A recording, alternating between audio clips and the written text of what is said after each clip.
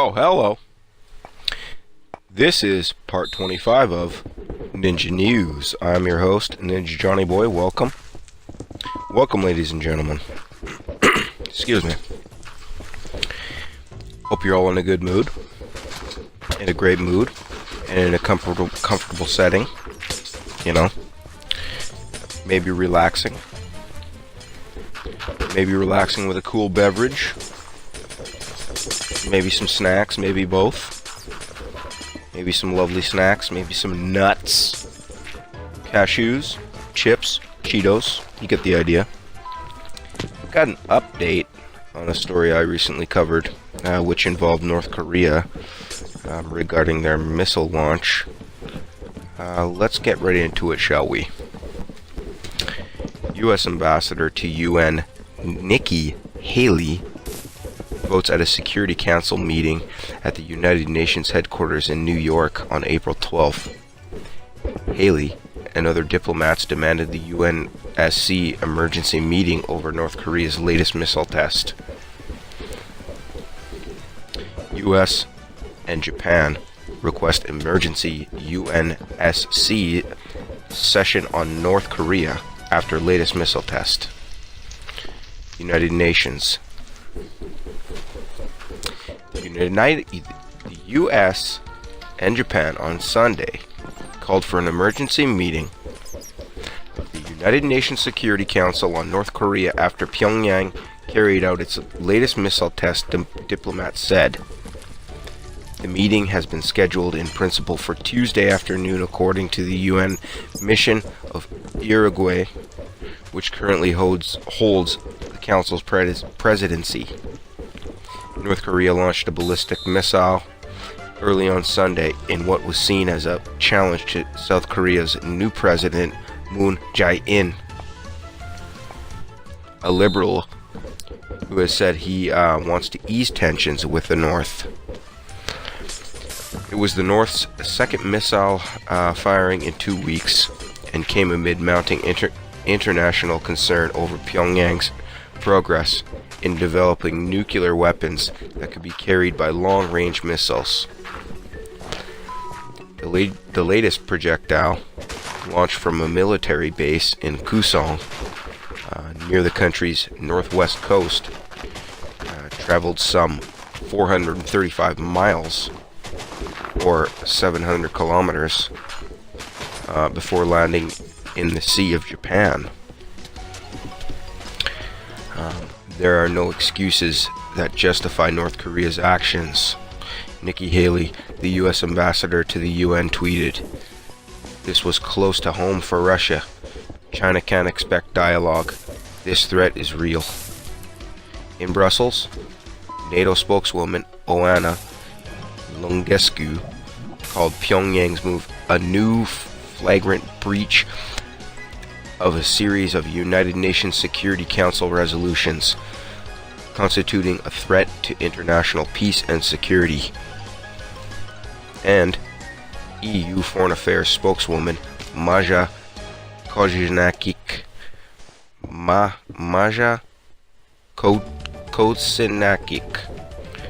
denounced the launch as a threat to international peace and security that could further aggravate tensions in the region at a time when de-escalation is instead needed. You can all imagine the North Koreans, they don't like the South, and I mean, it's like inside racism. That's how, you know what I mean? That's how far this beef goes. It's like a civil war that's been going on for a really long time, and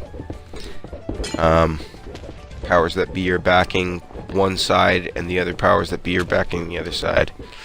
From what I know, China only wants peace. Of course, China would. I mean, think about their economy. I mean, North Korea's economy a few years ago was complete crap, and they couldn't even afford fuel to actually fuel their air force or their their navy. You know, that's a huge deal. And not only that, their people are going starving. You know, it's a huge malnutrition crisis, as far as I know. You know, the Kim Jong-un, you know, he's just a guy, and his dad died, and then all of a sudden, hey, yeah, now you got to take over the whole country. Now you gotta make all the mistakes that I made. You gotta make all my fuck ups right. You know, so that's kind of a, I don't know. Everyone always is so quick to insult the guy, and who knows? Maybe things are happening, and I don't know. I can't get into it too much, but for weeks, the Trump administration has been demanding the tightening of sanctions against the North and arguing a tougher stance in Beijing, Pyongyang's principal ally. Haley said on ABC that North Korean leader Kim Jong-un was in a state of paranoia, and so what we're going to do is continue to tighten the screws, she said. He feels it. He absolutely feels it. And we're going to continue, whether it's sanctions, whether it's press statements, anything that we have to do. U.S. President Donald Trump issued a brief statement calling for tougher sanctions.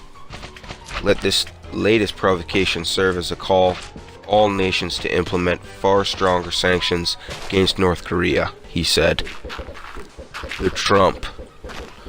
The U.S. Treasury indicated it was examining all possible means to cut off international financing on Pyongyang. But the strong focus on sanctions seemed to be a step away from the more threatening language Trump had used earlier on in the year, well, probably on his campaigns. And people say some pretty effed up stuff on campaigns. When he sent a U.S. Navy strike group steaming towards Korean waters and pointedly refused to take the military option off the table. Maybe that goes a little bit further than the campaigns. I know that Trump also said that he wanted to have a meeting in Pyongyang with the great Kim Jong-un. And yeah, I mean, like I said before, I don't really think this guy wants to start a war with anybody. I mean, Japan can say what they want. Like, militarily, I think Japan could easily crush North Korea. It's not an issue. I don't know why everyone's so afraid of North Korea now, but I mean, half of these missiles don't even work. They don't even have the right economy to pull off a proper war. You know, they're kind of in it alone. Like, who's gonna back them when they're, you know, dumping bombs in Russian and Japanese waters? And it's just not a good thing, you know. We're gonna see what happens. Tell me what you guys think. I don't like to cover this kind of shit all the time, but I wanted to follow up on that. Hopefully this is the last that I do. Hopefully, yeah, you know, maybe Dennis Rodman can go in and talk some sense into Kim Jong-un. Maybe we can tell him to chill out on the bombs and stuff a little bit. Anyway, tell me what you guys think in the comments below. Folks, this concludes part 25 of Ninja News. I'm your host, of course, as always, Ninja Johnny Boy. And I'm signing off. Take care. I don't know what else to say. Kimchi. Kimchi is good. Okay, bye.